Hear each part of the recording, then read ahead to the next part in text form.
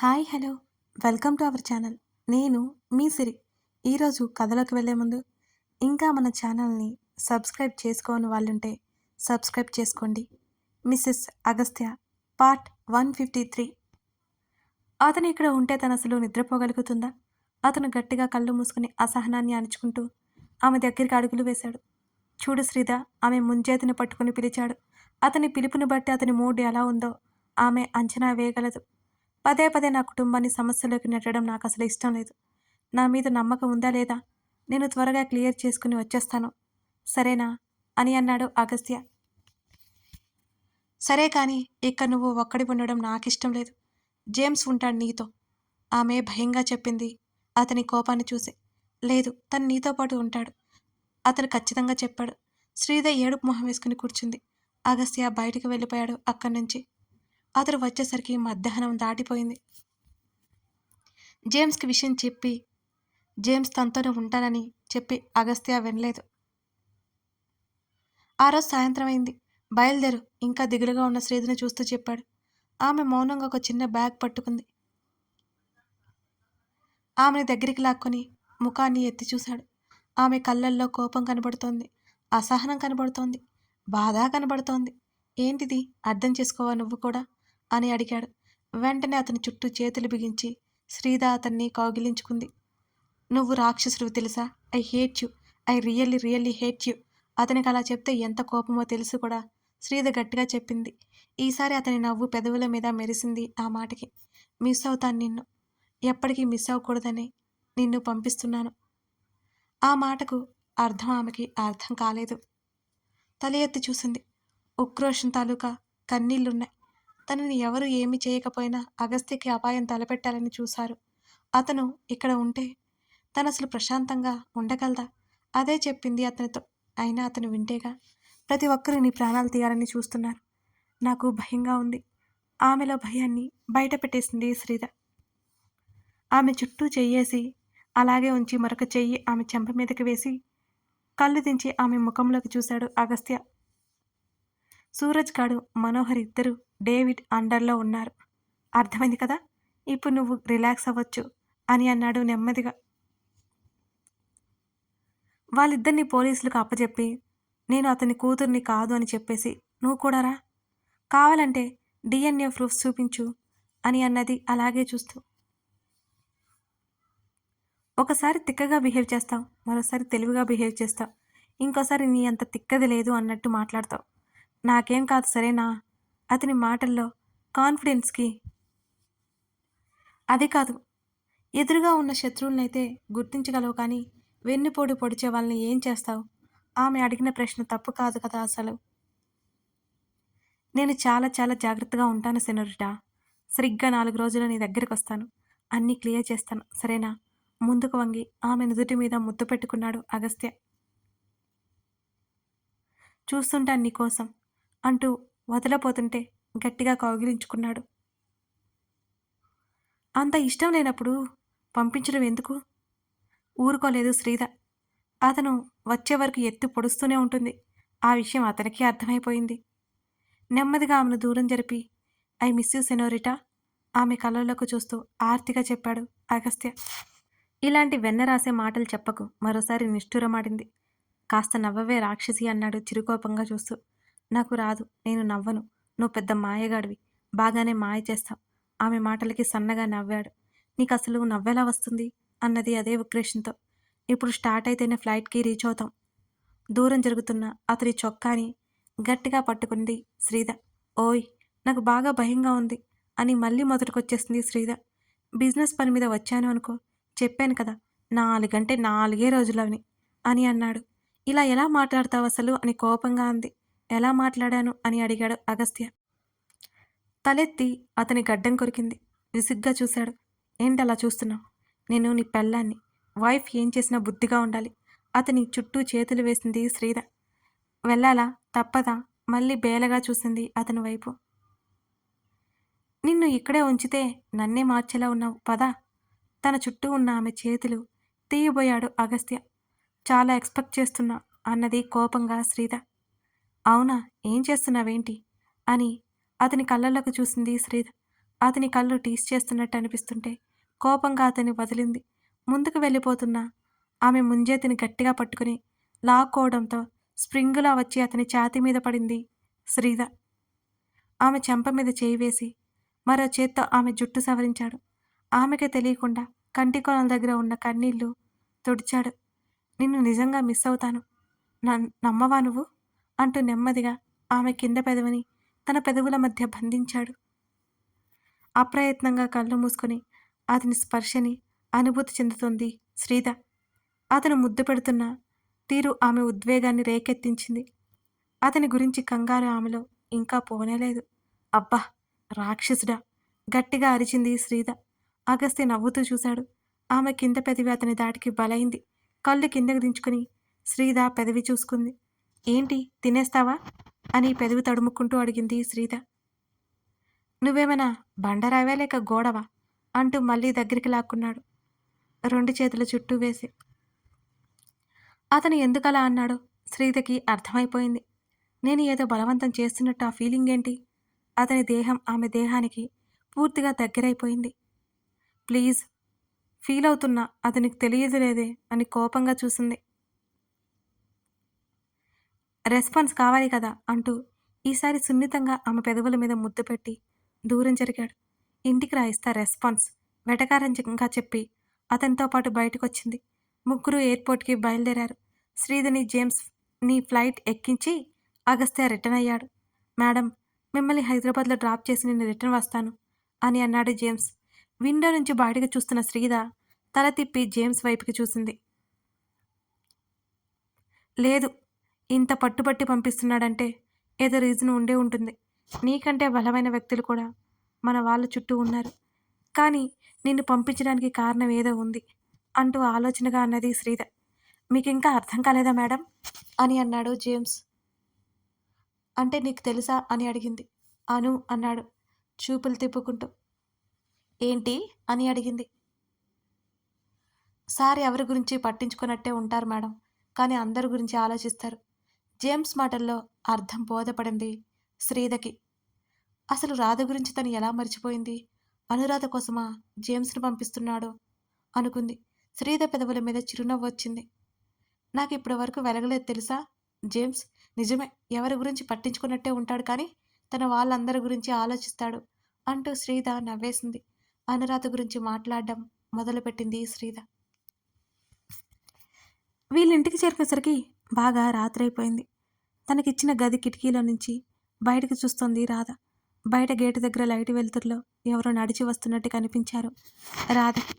ఎవరో ఒక అమ్మాయి. ఆ తర్వాత ఎత్తుగా ఉన్న ఓ అతను కనిపించాడు. కళ్ళు పరికించి చూసింది. ఆకారం చూసి వచ్చింది ఎవరో అర్థమయ్యి ఆమె మనస్సు ఒక్కసారిగా ఉరకలు వేసింది. వెంటనే గదిలో నుంచి బయటికి పరిగెత్తి హాల్లోకి వచ్చింది.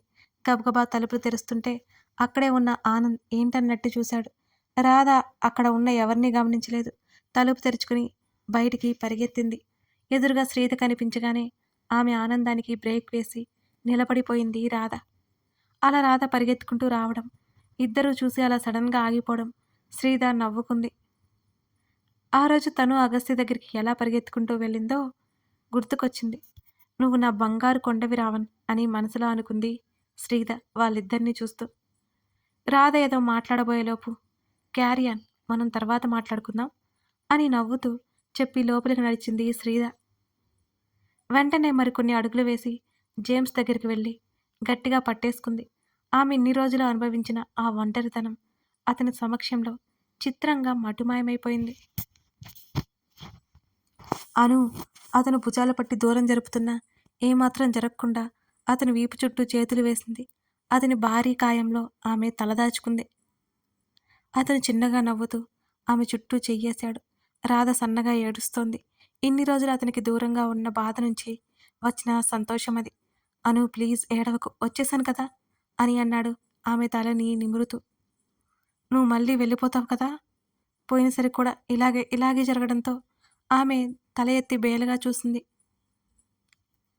వెళ్ళాలి అని ఉన్నా వెళ్ళలేని పరిస్థితి అను. ప్రస్తుతానికైతే ఎక్కడికి వెళ్ళట్లేదు అంటూ నవ్వి ఆమె కళ్ళు తుడిచాడు జేమ్స్. అతడు ఎక్కడికి వెళ్ళట్లేదు అనే మాట ఆమె చెవిలో అమృతం పోసినట్టుగా అనిపించింది. ఆ మసక వెలుతురులో అతన్ని వేడలేనంత గాఢంగా కౌగిలించుకుంది. అలాగే ఉండిపోయింది చాలాసేపటి వరకు రాధ. శ్రీధ లోపలికి రాగానే రాధ అనుకుని తలెత్తి చూడలేదు ఆనంద్.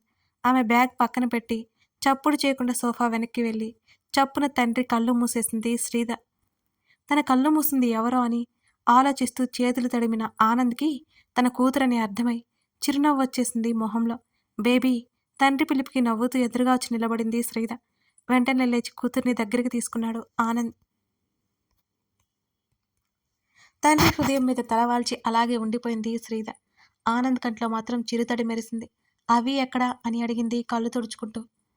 ఎవరొచ్చారు నీతో అని అడిగాడు. జేమ్స్ అంది. లోపలుందిరా తన గది వైపుకు తీసుకెళ్లాడు శ్రీధని. చప్పుడు చేయకుండా గది తలుపులు తెరిచింది శ్రీధ. బెడ్ లైట్ వేసి ఉంది. చందన అవంతి ఇద్దరూ పడుకుని కనిపించారు. వెల్లెలకలా పడుకుని పక్కనే అవంతిని పెట్టుకుని చుట్టూ చేతిని వేసి పడుకుని ఉంది చందన. శ్రీధ కళ్ళకి ఏదో అడ్డుపడినట్టు వాళ్ళు కనిపించలేదు. కళ్ళు తుడుచుకుని మళ్ళీ చూసింది. మళ్ళీ తన వాళ్ళని తన కూతుర్ని చూస్తానని అనుకోలేదు తను. అంతే నెమ్మదిగా బెడ్ దగ్గరికి వెళ్ళింది శ్రీధ. చందన వైపు ఒకసారి చూసి ముందుకు వంగి కూతురి చెంప మీద ముద్దు పెట్టుకుంది. డాడీ దీన్ని నేను పడుకోబెట్టుకుంటా అని అన్నది మెల్లిగా. కూతురి కళ్ళు తుడిచాడు ఆనంద్. నువ్వు వెళ్ళి ఫ్రెష్ అవ్వు, ఈలోపు నేను తీసుకొస్తానుగా. తండ్రి చెప్పగానే కూతురు వైపు ఒకసారి చూసుకుని తలాడించి గదిలోకి వెళ్ళిపోయింది శ్రీధ. తను వచ్చిన విషయం చెప్పడానికి అగస్త్యకి కాల్ చేస్తే అతను లిఫ్ట్ చేయలేదు. మెసేజ్ పెట్టి స్నానానికి వెళ్ళిపోయింది శ్రీధ. ఆమె బయటకు వచ్చేసరికి అవంతి బెడ్ మీద పడుకుని కనిపించింది. తన తండ్రి కూడా లేడు. కూతురి పక్కనే పడుకుని అపురూపంగా కూతుర్ని చూసుకుంటూ ముఖానికి ఎన్ని ముద్దులు పెట్టిందో శ్రీధ. శ్రీధకి కన్నీళ్లు కారిపోతుంటే పదే పదే తుడుచుకోసాగింది. కూతుర్ని తన హృదయంలో దాచేసుకుంది. అలాగే కళ్ళు మూసుకుంది శ్రీధ. మర్నాడు పొద్దున శ్రీధ వచ్చిందనే విషయం తెలిసి చందన మెట్లెక్కబోతుంటే వారించాడు ఆనంద్. తనే వస్తుంది కదా. చందన్ని ఆపేశాడు. అప్పటికే జేమ్స్ లేచి బయట ఉన్నాడు. రాధ గదిలో నుంచి బయటకొచ్చింది. రవణమ్మ కూడా వచ్చేసింది. అందరికీ కాఫీ ఇచ్చింది. రాధకి మొహమాటంగా ఉన్నా అలాంటి మనుషుల మధ్య ఉన్నందుకు కాస్త రిలీఫ్గానే ఉంది. ఇదిగో రాధమ్మ, బయట నీ పెనిమిటున్నాడుగా, ఎళ్ళి కాఫీ ఇవ్వు. రవణమ్మ మాటలకి తలదించుకుని తలూపింది రాధ. వాళ్ళని చూసి చందన నవ్వింది. రాధ కాఫీ తీసుకుని గార్డెన్లోకి వెళ్ళిపోయింది అక్కడి నుంచి. అవంతి బద్ధకంగా లేచి చేత్తోనే తడిమింది. రోజు తన పక్కన చందన, మరో పక్కన ఆనంద్ ఉంటారు కదా. ఒకవైపు ఎవరో తన చేతికి తగిలారు. మరోవైపు తన తాతయ్య ఏమో తగల్లేదు చేతికి. ఏమైందో అనుకుంది ఆ బుజ్జిది. లేచి కూర్చొని కళ్ళు నులుముకుంటూ అలాగే కళ్ళు మూసుకుని ఉండిపోయింది కాసేపటి వరకు. కళ్ళు తెరుచుకుని ఆవలిస్తూ పక్కకు చూసింది అవంతి. చందన కంటే తనే ముందు లేచిందని గొప్పగా చెప్పుకోవాలి కదా ఆ బుడ్డది. ఆ చిన్నారి కళ్ళు విచ్చుకునేలా పక్కన తల్లి కనిపించగానే అవంతికి పట్టలేని సంతోషం కలిగింది శ్రీధను చూసి. వెంటనే మళ్ళీ పడుకుని శ్రీధ దగ్గరికి జరిగింది. తెలియకుండానే శ్రీధ ముఖం తడుముతూ మమ్మా అని పిలుస్తూనే ఏడ్చింది. అసలు ఆ బుజ్జిదానికి ఎందుకు ఏడుపొస్తుందో కూడా తెలియలేదు పాపం. కూతురి మధురమైన పిలుపుకి నెమ్మదిగా కళ్ళెత్తి చూసింది శ్రీధ. అవంతి కళ్ళలో నుంచి నీళ్లు బయటకొచ్చేస్తూ తెగ ఏడుస్తోంది. వెంటనే లేచి కూతుర్ని తీసుకుని దగ్గరికి లాక్కుంది శ్రీధ. అవి అంటూ ముఖమంతా ముద్దులు పెట్టి మరోసారి హత్తుకుంది. మమ్మ హేత్యు అంది ఏడుస్తూ. మా అవి బంగారు కొండ కదా, ఏడవకు. ఈసారి నిన్ను కూడా తీసుకెళ్లకుండా ఎక్కడికి వెళ్ళను. వెళ్ళేదో లేదు మమ్మీ, ఏడవకురా. కూతురు ఏడుస్తుంటే శ్రీధ కళ్ళల్లో కూడా నీటి చెమ్మ చేరింది. శ్రీధ బుజ్జిగించడంతో ఏడు పాపింది అవంతి. ఎందరున్నా తను లేని లోటు తెలిపేలా కాస్త బొద్దుగా ముద్దుగా ఉండే అవంతి పీక్కుపోయినట్టు కనబడుస్తోంది శ్రీధకి. అవి అంటూ కూతురి కళ్ళు తుడిచింది. నవ్వింది శ్రీధ. అవంతి మాత్రం నవ్వలేదు. పెదవి విరిచి తల కిందకు దించి కళ్ళు మాత్రమే ఎత్తి తల్లివైపు ఉరిమి ఉరిమి చూసింది. ఆ బుజ్జిదాన్ని తీసుకెళ్లేదని దాని బాధ. తల్లిని ఎంత మిస్ అయిందో దానికి కూడా తెలియదు మరి. ఇంకా నా మీద కోపం పోలేదా అడిగింది శ్రీధ నవ్వుతూ. చేతులు కట్టుకుని తల అడ్డంగా అటు ఇటు తెగ ఊపేసింది అవంతి. మరి మమ్మీ నీకోసం వస్తే నువ్వు కోపంగా ఉంటే ఎలా? శ్రీధ పెదవి విరిచి దిగాలుగా చూసింది. హేట్ యూ అని మళ్ళీ ముద్దుగా చెప్పింది అవంతి. హేట్ యూ కూడా ఇంత క్యూట్‌గా ఉంటుందని నువ్వు చెప్తుంటేనే తెలుస్తుందే నా బుజ్జి రాక్షసి అంటూ దగ్గరికి తీసుకొని ఒడిలో కూర్చోబెట్టుకుంది శ్రీధ. రాక్షసి, డాడీ వచ్చి కొట్టి నిన్ను అన్నది.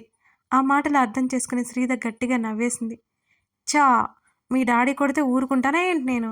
ఇక్కడ మా డాడీ కూడా ఉన్నారు అంటూ కళ్ళెగరేసింది శ్రీధ. తాత కొత్తి నో అంది. నన్ను కొడితే ఎవరినైనా కొట్టేస్తారు తాతయ్య, మా డాడీ అన్నది శ్రీధ గొప్పగా. అప్పటికే అగస్త్య కాల్ శ్రీధ చూసుకోలేదు. ఆనంద్ ఫోన్ ఇవ్వడానికి పైకొచ్చి వాళ్ళిద్దరికీ వీడియో కాల్లో అగస్త్యకి చూపించాడు వాళ్ళిద్దరిని. అవేమీ తెలియని తల్లి కూతుర్లు డిబేట్లు పెట్టుకుంటున్నారు మంచం మీదే. అగస్త్య పెదవుల మీద చక్కని చిరునవ్వు వచ్చింది. వాళ్ళిద్దరినీ అలా చూస్తేనే కదా అతనికి చెప్పలేనంత సంతోషం కలిగేది. శ్రీధ ముఖంలో ఎంత సంతోషం ఉందో, కూతుర్ని చూపించే కోపం వెనుక కూడా అంత ఆనందం ఉంది. అతనికి తెలియకపోలేదు. మీ కొత్తి అని కళ్ళు పెద్దవి చేసి చూపుడు వేలు తన వైపుకు చూపించుకుంది అవంతి. హా అన్నది. నేను తాత అంటే నేను తాతను అడుగుతానన్నట్టు తల్లి వల్ల నుంచి బెడ్ మీద దూరి గబుక్కున మంచం దిగి పరిగెత్తబోతుంటే, అవి పడిపోతావే ఆగవే శ్రీధ పిలుస్తుంటే ఎదురుగా ఉన్న తండ్రిని చూసి ఆమె ఆగిపోయింది. తాతయ్య కనిపించగానే ఆమె కాళ్లకు బ్రేకులు వేసి ఎత్తుకోమన్నట్టు చేతులు చాచింది అవంతి తన తాతయ్యని చూస్తూ. మొబైల్ శ్రీధకు బెడ్ మీద పెట్టి అవంతిని ఎత్తుకున్నాడు. కూతుర్ని చూసి అగస్త్య కాల్, ఫ్రెష్ అయ్యరా బేబీ అని చెప్పి నవ్వి వెళ్ళిపోయాడు. మొబైల్ తీసుకుని బెడ్ మీద వాలిపోయింది శ్రీధ ఆవలించుకుంటూ. అతని వైపు అలకగా చూసింది. కథ కొనసాగుతోంది. ఇదన్నమాట సంగతి. కథ నచ్చితే లైక్ చేసి అలాగే మరిన్ని వీడియోస్ కోసం కామెంట్ చేయడం మర్చిపోకండి. ఈ స్టోరీలో బోల్డన్ని పేర్స్ ఉన్నాయి కదా, మీకు అందరికంటే ఏ పేరు నచ్చింది కామెంట్ చేయడం మర్చిపోకండి. Thank you for watching this video. మరో ఎపిసోడ్తో మనం మళ్ళీ కలుద్దాం.